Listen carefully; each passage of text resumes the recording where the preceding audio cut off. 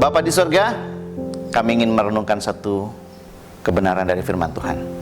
Hamba-Mu yang berbicara dan seluruh pendengar maupun yang menyaksikan video ini, biarlah Tuhan menguasai dengan kuasa Roh Kudus-Mu sehingga kami mengerti maksud Tuhan dan kami dikuatkan.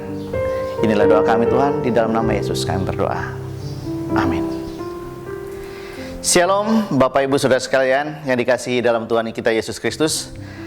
Hari ini kita bertemu lagi dalam siraman rohani Kementerian Agama Pulau Timur. Hari ini kita akan membahas satu bagian, satu kata dari kebenaran firman Tuhan, yaitu Immanuel. Immanuel.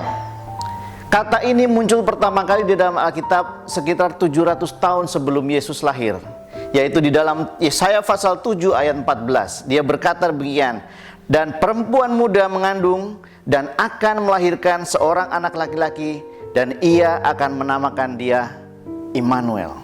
700 tahun sebelum Tuhan Yesus lahir, kata Immanuel itu sudah muncul. Kemudian digenapi pada saat kelahiran Tuhan Yesus. Di dalam Matius 1 ayat 23, apa yang dinubuatkan dalam Yesaya digenapi, dan anak itu dinamakan Immanuel. Apa arti kata Immanuel? Immanuel adalah Tuhan beserta kita. Inilah kehebatan kita anak-anak Tuhan, karena Tuhan sendiri, Tuhan yang maha hadir, itu beserta bersama-sama dengan kita.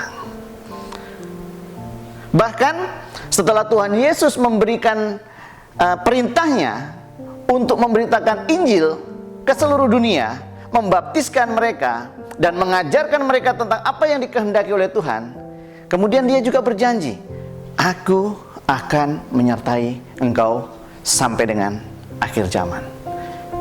Immanuel lagi dia katakan. Lalu apa buktinya? Bahwa Allah menyertai umatnya, Allah menyertai orang-orang percaya. Dia selalu senantiasa menyertai. Apa buktinya? Kita lihat di dalam Kisah Para Rasul pasal 9.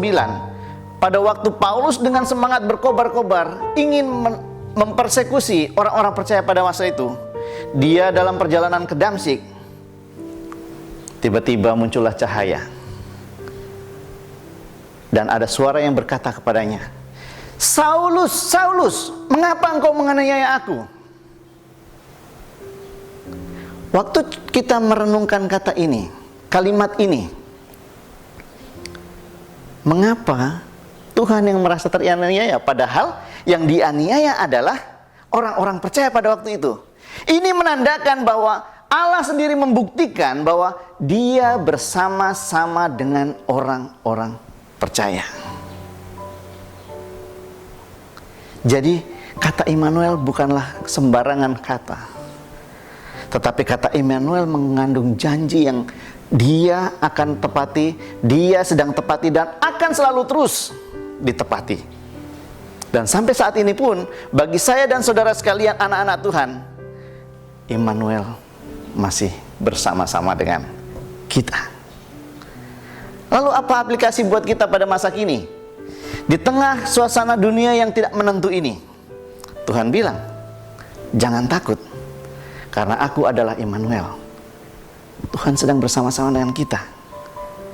Jikalau Tuhan izinkan, kalaupun Tuhan izinkan kita mengalami kesusahan, kita mengalami penderitaan, kita mengalami sakit penyakit, bahkan maut sekalipun, Tuhan bilang, jangan takut, karena aku adalah Immanuel.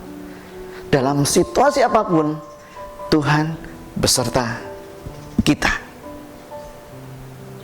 Yang kedua, aplikasi buat kita, karena Tuhan bersama-sama dengan kita, kita pun harus menata hidup kita sedemikian rupa supaya kita tidak hidup asal-asalan. Kita hidup karena Tuhan bersama-sama dengan kita. Jadi jauhkanlah pikiran-pikiran yang negatif, jauhkanlah pikiran-pikiran yang destruktif, tetapi kembangkanlah pikiran-pikiran yang produktif, kembangkanlah pikiran-pikiran yang membangun, sehingga akhirnya kita bisa menjadi teladan, kita bisa menjadi terang, dan akhirnya Tuhan Immanuel dimuliakan di dalam kehidupan kita. Immanuel, Tuhan beserta kita. Amin.